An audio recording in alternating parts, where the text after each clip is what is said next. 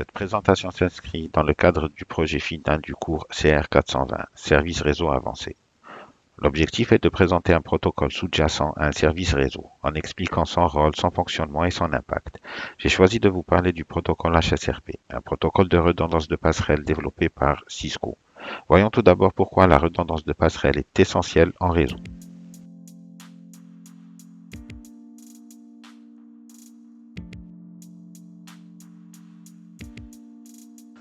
La redondance de passerelle est un élément clé des réseaux modernes. Elle permet d'éviter qu'une panne de routeur n'entraîne une perte de connectivité pour les utilisateurs. L'idée est simple. Au lieu d'avoir une passerelle unique, on utilise plusieurs routeurs qui peuvent prendre le relais automatiquement en cas de problème. C'est particulièrement important pour les entreprises où chaque seconde de coupure peut coûter cher. Mais que se passe-t-il si cette redondance n'existait pas? Dans un réseau sans redondance, une seule passerelle gère le trafic. Si elle tombe en panne, tout s'arrête. Plus d'accès à Internet, aux serveurs et aux applications. Cela peut impacter des services critiques. Par exemple, un call center qui ne peut plus prendre d'appels, un hôpital dont le service patient devient inaccessible, un site e-commerce incapable de traiter les commandes. Une seule panne peut donc avoir des conséquences majeures sur l'activité. C'est là qu'interviennent les protocoles de redondance de passerelle, comme le HSRP.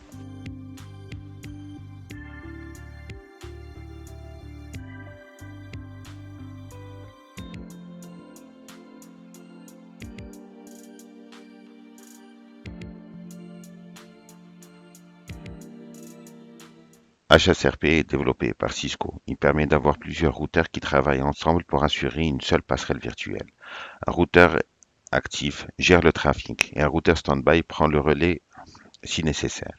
Les autres routeurs restent en écoute et peuvent devenir stand-by en cas de besoin. HSRP fonctionne en utilisant une adresse IP virtuelle et une adresse MAC virtuelle, ce qui assure une transition fluide. Voyons maintenant comment fonctionne le basculement en cas de panne. Chaque routeur dans un groupe HSRP a une priorité qui varie de 0 jusqu'à 255, 100 étant la priorité par défaut. Le routeur avec la plus haute priorité devient actif. En cas d'égalité, c'est le routeur avec l'IP la plus élevée qui est sélectionné.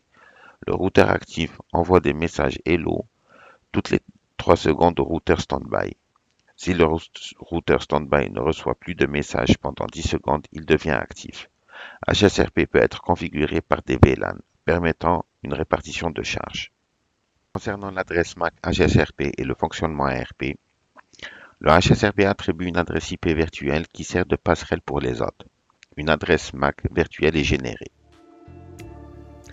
Les hôtes envoient des requêtes ARP pour obtenir l'adresse MAC de la passerelle. Le routeur actif répond aux requêtes avec l'adresse MAC virtuelle. En cas de basculement, le routeur standby devient actif sans impact pour les hôtes. HSRP utilise l'adresse multicast 224.0.0.2 et le port UDP 1985. Avantages et inconvénients. Concernant les avantages, le protocole HSRP permet une haute disponibilité de la passerelle, un basculement transparent pour les utilisateurs. Il peut être optimisé par VLAN pour équilibrer la charge. Inconvénient, c'est un protocole propriétaire Cisco, donc pas compatible pour les autres équipements. Une seule passerelle active à la fois. Contrairement au protocole GLBP, HSRP existe en deux versions. Voici un tableau qui récapitule la différence entre la version 1 et la version 2. Pour citer quelques différences, la version 1 supporte 256 groupes HSRP, donc de 0 à 255. Contrairement à la version 2, elle supporte 4096 groupes HSRP, donc adaptés au VLAN. Autre différence majeure, le HSRP V2 supporte l'IPv6.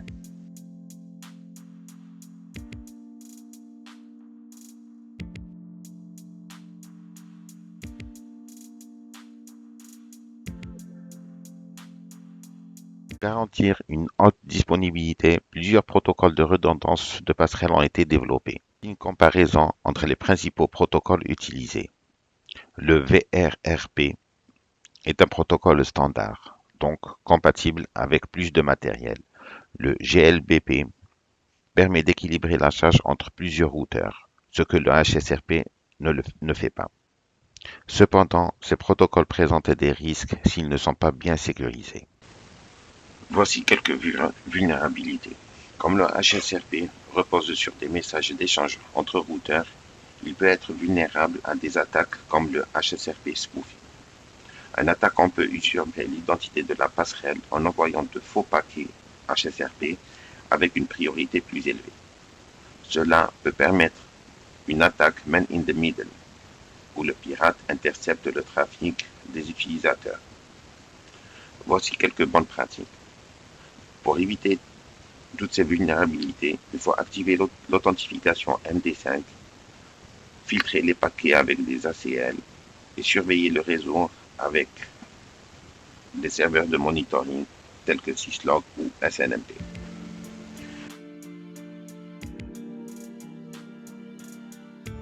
Voyons maintenant le HSRP en action avec une simulation en laboratoire.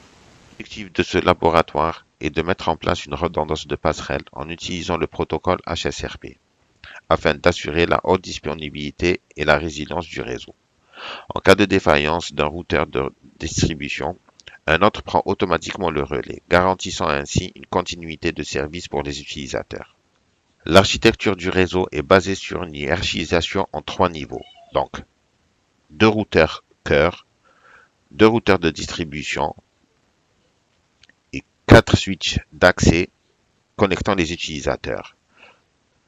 Nous avons 2 VLAN, donc définis pour segmenter le trafic, donc le VLAN 10 pour le groupe 1 des utilisateurs et le VLAN 20 pour le groupe 2 des utilisateurs. Nous avons deux serveurs DHCP donc, en réplique pour attribuer dynamiquement les adresses IP des clients. L'implémentation du protocole HSRP. Donc, il est configuré comme suit. La suite de distribution 1 est configurée comme passerelle active pour le VLAN 10 et passerelle secondaire pour le VLAN 20.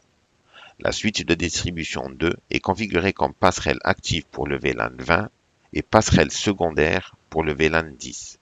Chaque VLAN a une adresse IP virtuelle qui reste inchangée même en cas de basculement. Le protocole OSPF est configuré donc pour assurer la connectivité entre les routeurs cœur et les switches de distribution. Les routes sont annoncées dynamiquement via OSPF sur l'AREA 0.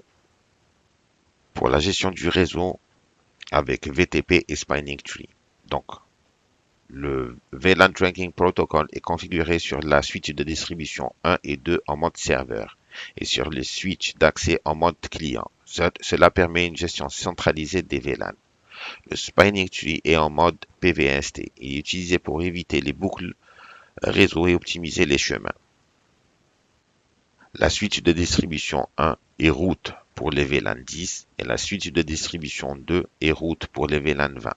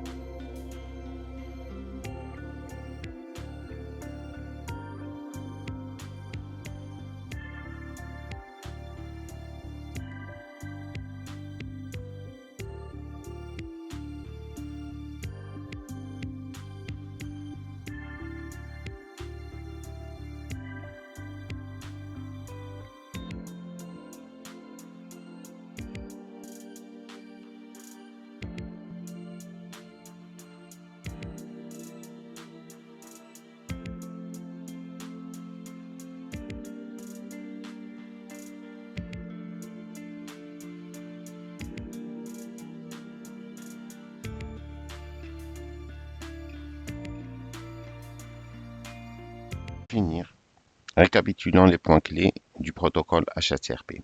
Donc, HSRP est un protocole efficace pour assurer la haute disponibilité des réseaux, en évitant les interruptions de service. Son fonctionnement est simple, un routeur actif, un stand-by, une bascule automatique en cas de panne. Cependant, il présente des limites. Il est propriétaire Cisco et ne peut répartir la charge comme le protocole GLBP. Il est important d'intégrer des mesures de sécurité pour éviter les attaques HSRP spoofing. En conclusion, le HSRP est une solution fiable, mais il faut bien l'adapter aux besoins spécifiques de l'infrastructure réseau.